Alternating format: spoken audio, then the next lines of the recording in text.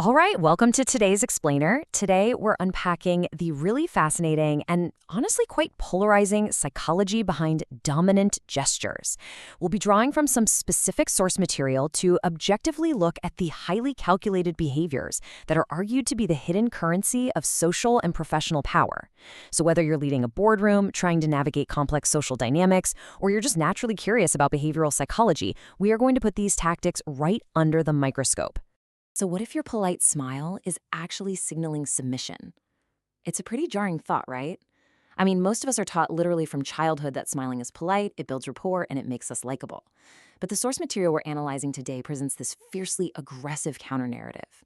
It actually suggests that many of our daily conversational habits are actively undermining our authority. Okay, let's dive into this and see exactly how this psychological toolkit is constructed. Here is our roadmap for today. We'll be hitting 1. Redefining dominance. 2. Weaponizing the smile. 3. Tactical eye contact. 4. The strategy of attention. 5. Physical positioning. And finally, 6. Feedback over practice. Kicking things off with Section 1, Redefining Dominant Body Language. To really wrap our heads around this material, we first have to look at its baseline assumption. And that assumption is that every minor interaction, every gesture, and even every pause is a calculated maneuver for control. In this framework, there are absolutely no accidental movements. Verbal dominance is framed as this continuous, unbroken state of control. You know those filler words we all use? Things like that? Well, according to the source, those aren't just bad public speaking habits, they are immediate signs of weakness that will literally cause you to lose business deals. The push here is for absolute speed and precision. But wait, what happens when you get a question you just aren't prepared for? The tactical advice here is actually pretty fascinating. Instead of hesitating and saying, you simply repeat the question back to the person. It's a subtle trick that buys you critical thinking time while keeping that unbroken rhythm of authority going strong. Moving right along to Section 2, Weaponizing the Smile. We're shifting focus from the voice to the face now. Polite society teaches us to smile to build rapport, but the source's rule of dominance flips this entirely on its head. It frames the smile not as a given, but as a rare reward, a scarce currency. The underlying psychology here is that value is derived entirely from scarcity, just like gold. So if you smile at everyone just to be polite, the source argues you are essentially bankrupting the value of your facial expressions. But if you hold it back, your smile suddenly carries real, tangible weight and currency. This brings us to the evolutionary justification the source uses, which is pretty stark. Smiling as a sign of submission. Apes smile to submit when the alpha appears. The material relies heavily on primate biology to argue that everyday, casual smiling is deeply submissive behavior. It's essentially a way of broadcasting to the world, hey, please don't hurt me.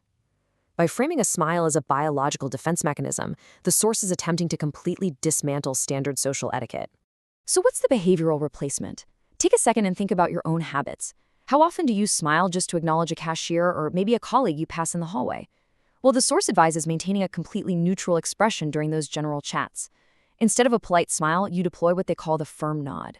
This is framed as a mutual acknowledgement of respect, but crucially, without giving away any power. You only actually deploy a genuine smile when the person you're interacting with becomes highly receptive or basically submits to your frame. As you can see, it's an entirely transactional way of looking at human connection. Which brings us to Section 3, Tactical Eye Contact. And this brilliantly illustrates the source's overarching theme of using body language as literal punctuation in a conversation. Normally, we're told to maintain good eye contact to show we're engaged and that we care. The source completely flips this. Imagine this mini narrative of building tension.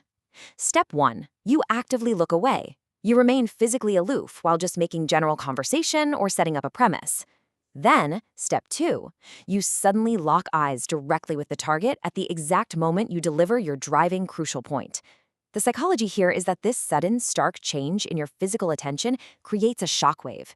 It is perceived as infinitely more convincing and powerful than a constant, unbroken, and ultimately just polite stare. Let's look at Section 4, the strategy of attention. This is where we see how calculated attention is used to manipulate social and corporate hierarchies. The whole idea is that attention is a tool you can selectively deploy. The source advises asking constant questions, mainly because people absolutely love talking about themselves. It strokes their ego and makes them highly receptive to you. On top of that, leaning forward is framed as this targeted weapon of extreme attentiveness.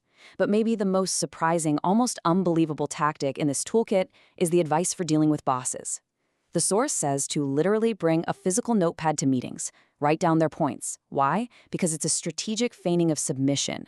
You act like an overly eager employee purely to validate the boss's ego, making them love you, which you then secretly leverage down the line to extract a massive raise.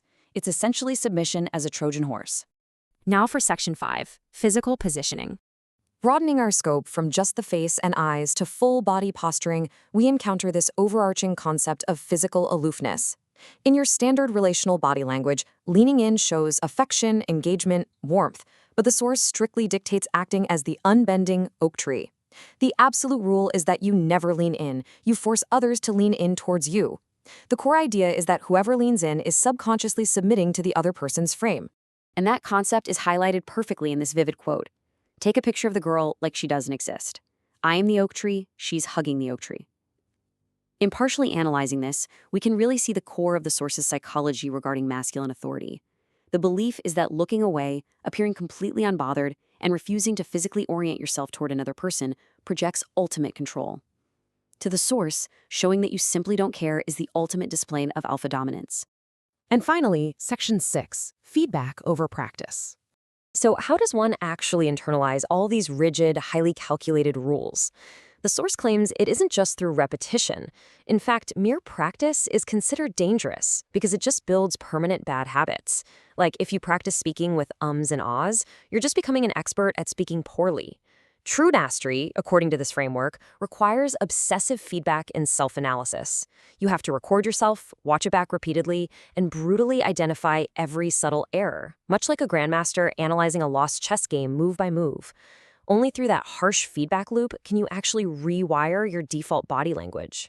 We've definitely unpacked a highly clinical, almost combative approach to human interaction today, but I want to leave you with this final provocative thought. If every smile is treated as a weapon and every glance is a calculated maneuver designed just to extract leverage, does this pursuit of absolute control come at the ultimate cost of authentic human connection? It's a pretty profound question to evaluate as you navigate your own interactions out there in the real world. Thanks so much for joining me on this explainer. Keep learning, keep questioning, and I'll catch you next time.